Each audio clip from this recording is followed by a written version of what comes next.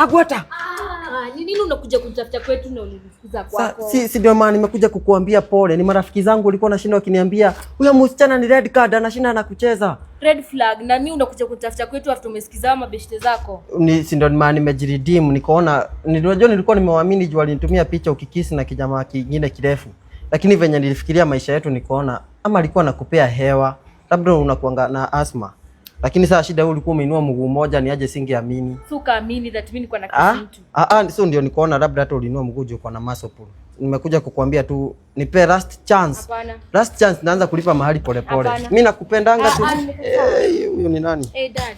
Mnafanya nini hapa nje saa hii usiku? Ndio nilikuwa natoka. Mnafaa kuingia huko ndani muongelelee ndani. Hebu ingia hapo ndani. Upewe hata chai ukunywe. Hapo nikipigiwa huko ndani mtanilipa. Baba yako akiniguza mtanijua. Lakini siambie baba yako nimekuja na amani, mimi hata sinanga ubaya.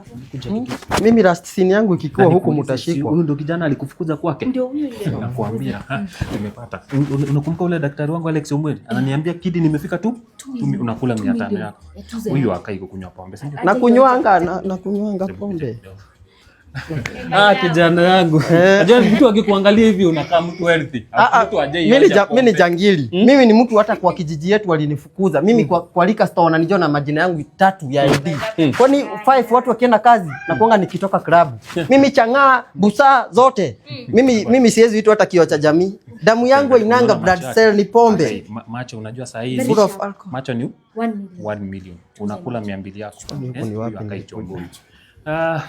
Kijana hebu niangalie. Unaona, si nimekuambia? Nakuanga chongo. I am chongo. Hizi chomoja hata ionangi. Babangu hata mimi nakwambia. Agwata sionangi. Acha niende. Baba ya Agwata. Si ndo nasema hata hujakunywa chai. Sisi walevi hatukunywangi maziwa. Acha niende. Acha tu niende. Acha.